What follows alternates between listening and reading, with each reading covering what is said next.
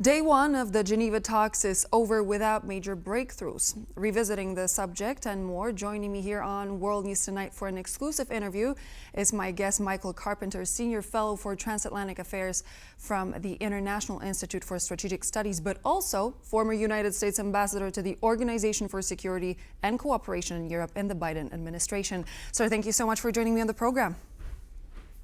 My pleasure.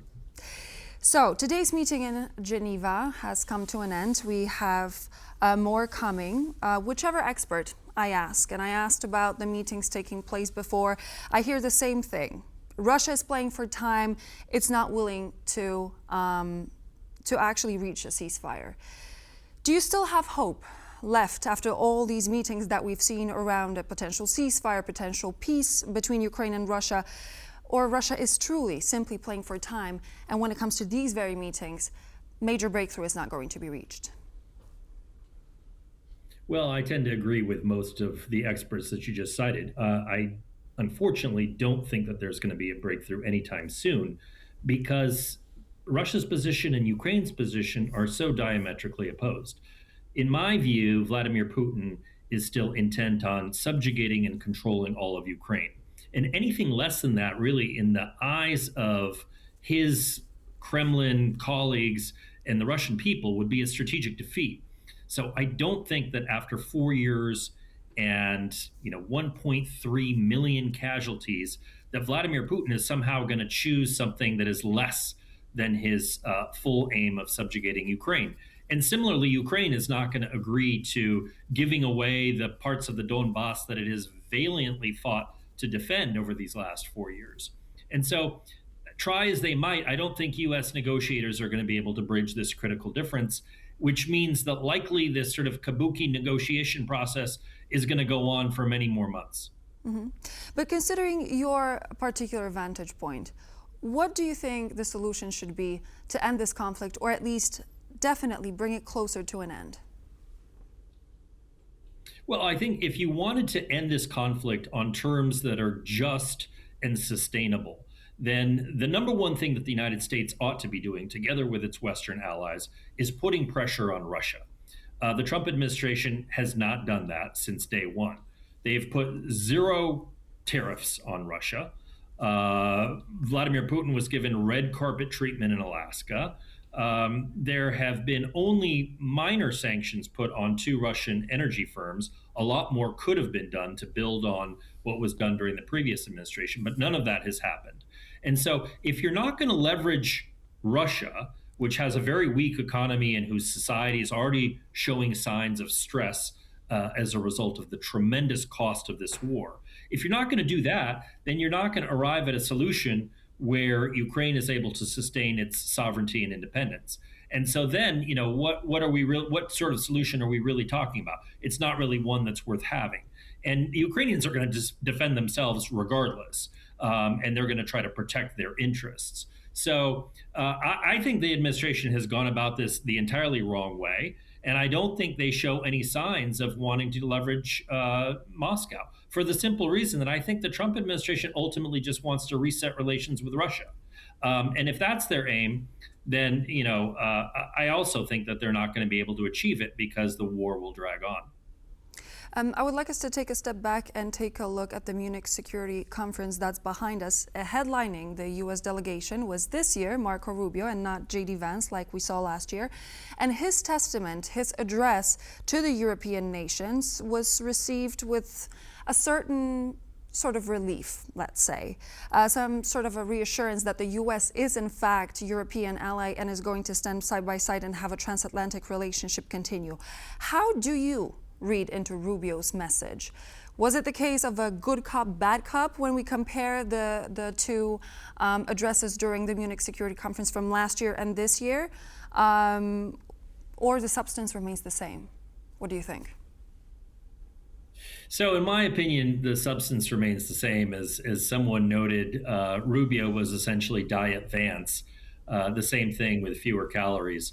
But look, in all seriousness, I think people breathed a sigh of relief in the room when Rubio finished his speech, because he didn't engage in the same sort of hectoring tone that Vice President Vance did last year.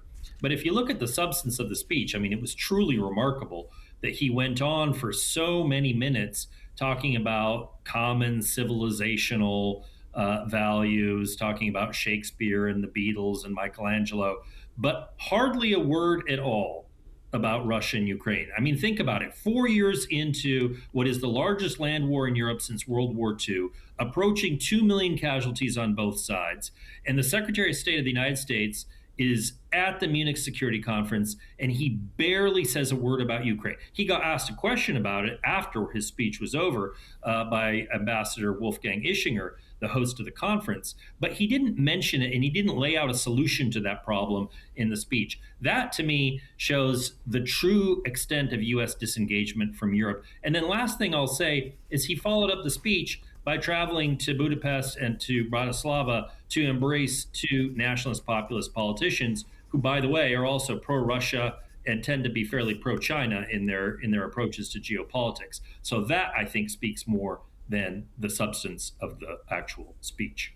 So I'm very glad you mentioned Mr. Rubio making his way to Slovakia and Hungary, because I wanted to have a word with you about it. So why do you think he chose these countries, and what message does it actually send to Europe that Mr. Rubio claimed the U.S. administration wants to have such a good relationship with? Well, I think it's very symbolic of the administration's foreign policy, which is to embrace similar governments that espouse an ideology that is analogous to that of the MAGA movement, namely an ideology that is illiberal in its nature, that is willing to accept degradation of democratic institutions, not just at home, but also abroad. And what that means is both Slovakia and Hungary, as I mentioned, are countries that have been accommodating or seeking rapprochement, if you will, with both Moscow and Beijing. And the United States is in the midst of doing exactly the same thing. We are slowly undermining the checks and balances which have made our democracy viable for so many centuries.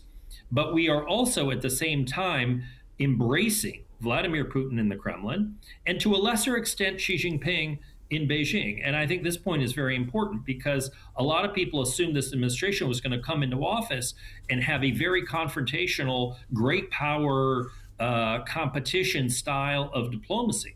But in fact, it has been anything but that. It has been accommodation and appeasement of our two biggest rivals, Russia and China. Rubio also voiced upon his visit to Budapest endorsement of Viktor Orban, the current prime minister, ahead of the parliamentary elections, which are set to take place in April. In your opinion, do you think that this is going to help Orban, especially considering that his opposition, TISA, is leading in the polls? Well, that's a very good question. I'm not enough of an expert on Hungarian politics. I suspect that for some of the Fidesz base, who have supported Viktor Orban through thick and thin over the years and essentially turned a blind eye to some of the unsavory dealings of crony capitalism that have emerged, especially over the course of these last 5 or 6 years. I think for them, this is probably an endorsement that is good, that is positive, that counts. But generally speaking, given the momentum behind Peter Magyar and the opposition movement, I think this will be seen as perhaps a kiss of death from a leader in a country that has essentially said that he's going to undermine European democracies, or cultivate resistance is the term that's used in the national security strategy to mainstream European parties and European political culture. Just before we go, I wanted to ask your opinion about a recent statement by Polish President Karol Nawrocki, who in one of his media addresses, he said that Poland should consider creating its own nuclear deterrent, and that's a conversation that Europe is having altogether. Do you think this is possibly a sign that even leaders who are closer to President Trump don't believe the U.S. would actually stand up for the allied countries in case such need arrived? Look, I don't think it's a matter of political ideology. I think a lot of European leaders, and in fact leaders in the Asia Pacific as well, have taken away from the Greenland crisis and from various other statements from President Trump that they cannot fully count on American extended deterrence. And it is questionable whether the United States, for the first time in a long time, it's questionable whether the United States would defend one of its allies in an Article 5-like scenario, or perhaps suggest that there be some diplomatic resolution to a conventional military conflict involving an ally. And so in that situation, and particularly given everything that's happened in the aftermath of the Budapest Memorandum with Russia's full-scale invasion of Ukraine, a lot of countries are now looking at whether to develop a nuclear program. A lot of middle powers, both US allies and non US allies, and that extends to the Middle East, extends to Europe, extends to the Asia Pacific. So I'm not surprised. I think this is strategic hedging. I think it is something that you're going to see more and more of in the coming years as countries ultimately conclude that if they can't count on the United States, they're going to have to develop that deterrent potential themselves. Definitely a discussion that is going to be continued. Michael Carpenter, Senior Fellow for Transatlantic Affairs from the International Institute for Strategic Studies, was my guest. Thank you so much for joining. Thank you. And so this would be all the latest news for now. I'm Klaudia Czerwińska. Thank you for joining me on the program, and I hope to see you back here tuning in on TVP World for more.